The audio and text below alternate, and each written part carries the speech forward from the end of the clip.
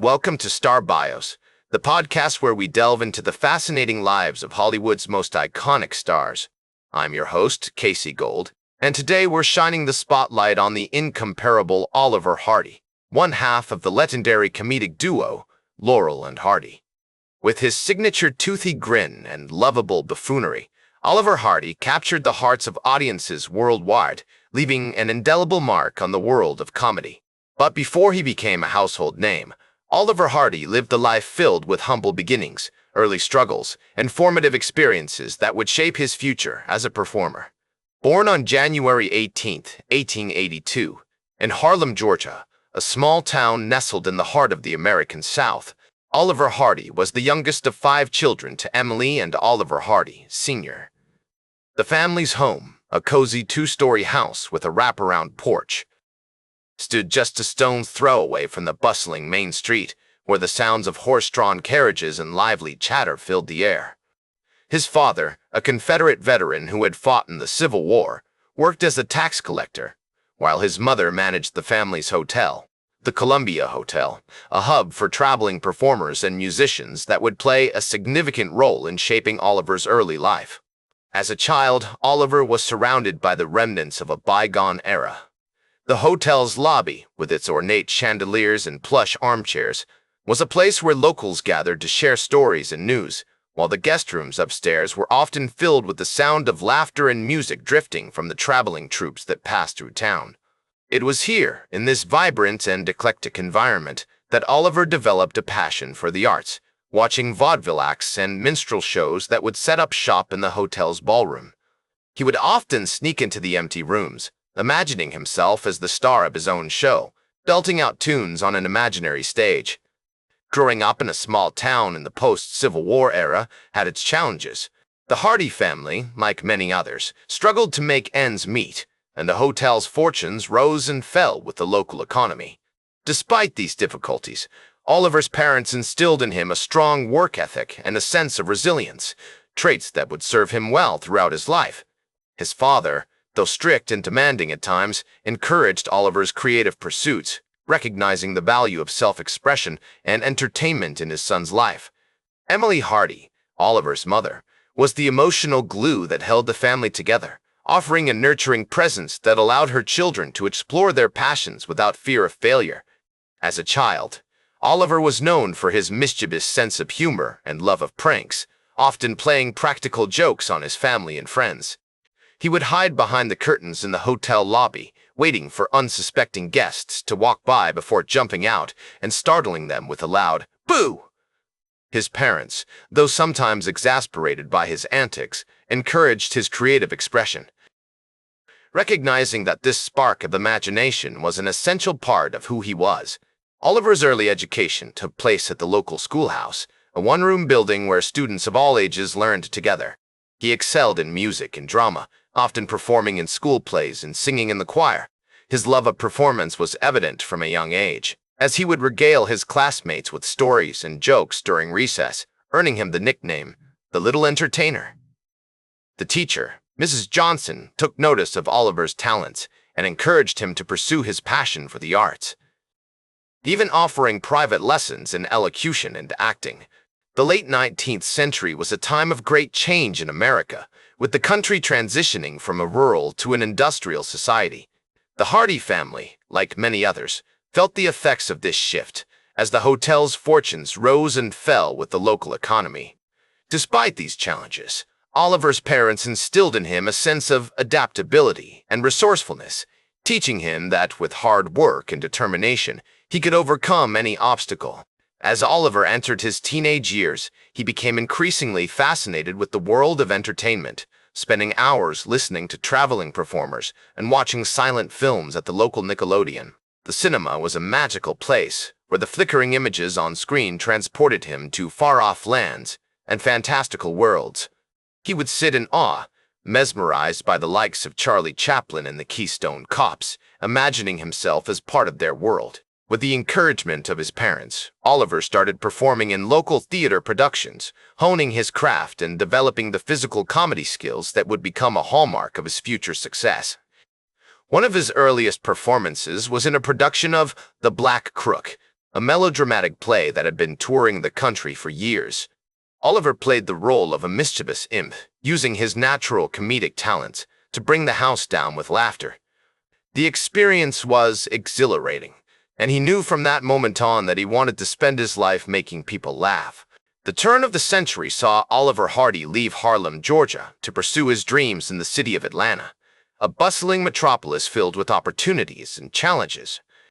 He worked as a singer, actor, and comedian in various vaudeville troupes, learning the ins and outs of the business and honing his craft on stage.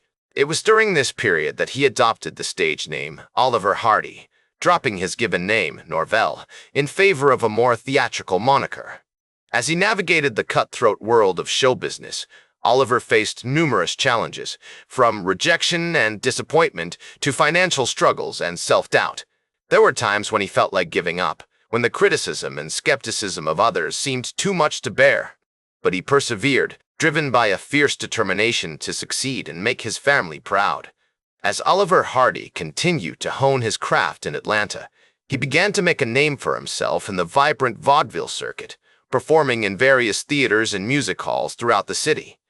The smell of popcorn and sweat-filled air filled his nostrils as he took the stage, his booming voice and charismatic presence captivating audiences night after night. In 1909, he joined the Lubin Manufacturing Company, a film production company that was one of the largest and most prominent of its time, with a sprawling studio complex and a roster of talented actors and directors. It was here that Hardy would meet his future partner, Stan Laurel, although their famous partnership would not come to fruition for several years. During his time at Lubin, Hardy worked tirelessly, appearing in over 250 films between 1909 and 1915. These early films were often short, silent comedies, showcasing Hardy's physical comedy skills and ability to play a variety of roles, from bumbling villain to lovable everyman. One notable film from this period is Outwitting Dad, a 1914 comedy where Hardy plays a mischievous son who consistently outsmarts his father, with hilarious results that left audiences in stitches. The film's success can be attributed to Hardy's impressive physicality, as he effortlessly executed intricate pratfalls and slapstick routines that would become a hallmark of his comedic style. As Hardy navigated the fast-paced world of early cinema, he found himself surrounded by a talented community of actors, directors, and writers who shared his passion for comedy. He became particularly close to Larry Semin, a fellow comedian and filmmaker who would later become a major influence on his work. The two men would often spend hours discussing the art of comedy, sharing stories and ideas, and developing a deep understanding of each other's comedic styles. In 1915, Hardy left Lubin to join the Edison Company, another prominent film production company that was known for its innovative approach to storytelling and technology. It was here that he began to work with some of the most notable comedians and filmmakers of the time, including John Bunny, a veteran actor who had been making waves in the industry with his unique brand of physical comedy. During this period, Hardy's film career began to take off, with roles in films such as Bungling Bridegroom and The Servant Girl's Legacy, which showcased his impressive range and versatility as a performer. In 1917, Hardy joined the Vitagraph Company, where he would meet Stan Laurel for the first time. Although they did not work together immediately, they became fast friends, bonding over their shared sense of humor and love of comedy. The two men would often spend hours talking about comedy, sharing stories and ideas, and developing a deep understanding of each other's comedic styles. They would frequently attend vaudeville shows and circus performances, marveling at the death-defying acrobats and hilarious clowns that inspired their own brand of physical comedy. The 1920s were a pivotal time for Hardy as he began to transition from silent films to talkies. In 1921, he joined the Hal Roach studios, where he would work alongside Stan Laurel on numerous occasions. Although they had yet to become an official team, they appeared together in several films, including The Lucky Dog and 45 Minutes from Hollywood, which showcased their unique chemistry and comedic styles. The addition of sound to film presented new challenges and opportunities for Hardy, who quickly adapted his physical comedy style to incorporate witty dialogue and clever wordplay. One of the most significant events in Hardy's career occurred in 1926, when he and Stan Laurel were officially teamed up by Hal Roach. The duo's first film together was 45 Minutes from Hollywood, a comedy short that showcased their unique chemistry and comedic styles. From this point on, Hardy and Laurel would become one of the most beloved and iconic comedy teams of all time, appearing in over 100 films together.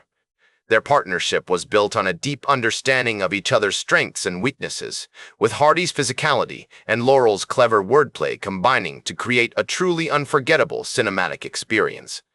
As Hardy's career continued to soar, he found himself working with some of the most talented comedians and filmmakers of the era.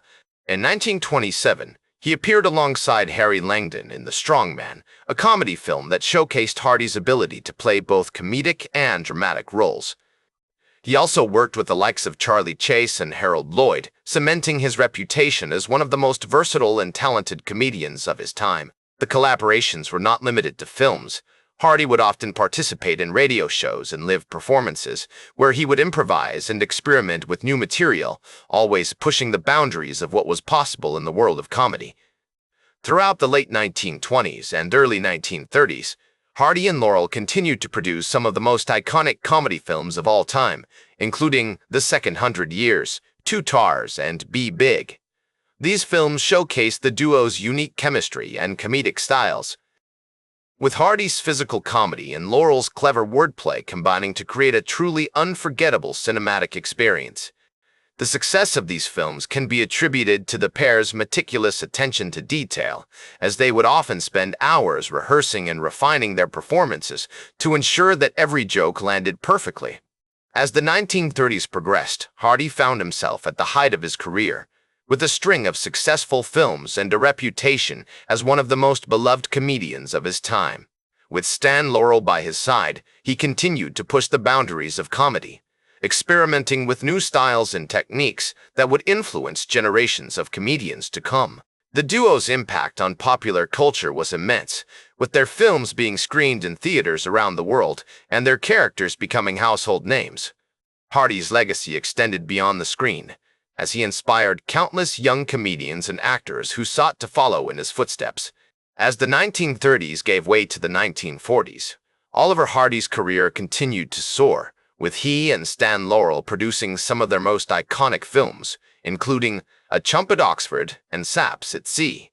These films showcased the duo's unique chemistry and comedic styles, with Hardy's physical comedy and Laurel's clever wordplay combining to create a truly unforgettable cinematic experience. The pair's on-screen antics, which often featured Hardy's signature slow burn and Laurel's wide-eyed innocence, had audiences in stitches, and their popularity continued to grow despite the challenges posed by the onset of World War II. As the war raged on, Hardy and Laurel remained one of the most beloved and popular comedy teams of their time, entertaining audiences around the world with their unique brand of humor. They traveled extensively, performing for troops and civilians alike, and their films were screened in theaters and USO centers from London to Tokyo. In the late 1940s and early 1950s, however, Hardy's health began to decline, and he suffered a series of heart attacks that forced him to slow down his pace. Despite this, he continued to work with Laurel, producing a string of films that, while not as highly regarded as some of their earlier work, still showcased the duo's unique chemistry and comedic styles. One notable example is Utopia, also known as Atoll K, their final film together, which was released in Europe but not in the United States due to a contractual dispute. Although the film received mixed reviews at the time, it has since been re-evaluated by critics and fans, who recognize its historical significance as the last collaboration between two of comedy's greatest legends.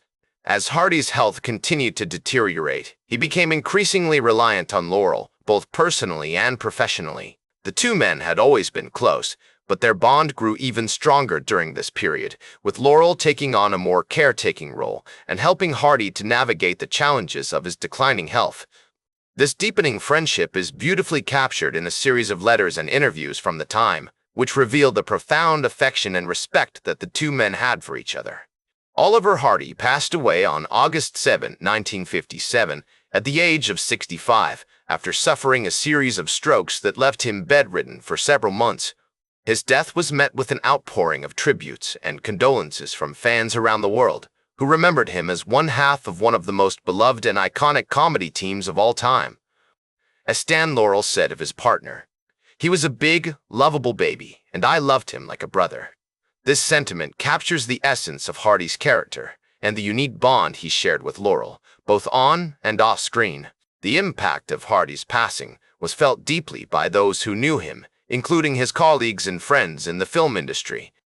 Charlie Chaplin, a longtime admirer of Hardy's work, paid tribute to him as a master of comedy and a dear friend. Jim Carrey, who was often cited Laurel and Hardy as a major influence on his own comedic style, has spoken about the profound impact that Hardy's physical comedy had on his own approach to acting. Today, Oliver Hardy is remembered as one of the greatest comedians of all time, whose work with Stan Laurel continues to inspire and entertain audiences around the world. Their films remain some of the most beloved and iconic comedies ever made, and their influence can be seen in the work of countless other comedians and actors who have followed in their footsteps. The duo's legacy extends far beyond the screen, however, as they have also inspired a generation of comedy writers, directors, and producers.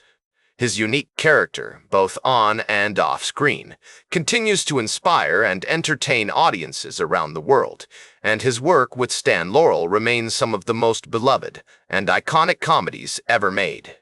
As film critic and historian Leonard Maltin once observed, "The team of Laurel and Hardy is a reminder that comedy is a universal language, capable of transcending borders and generations."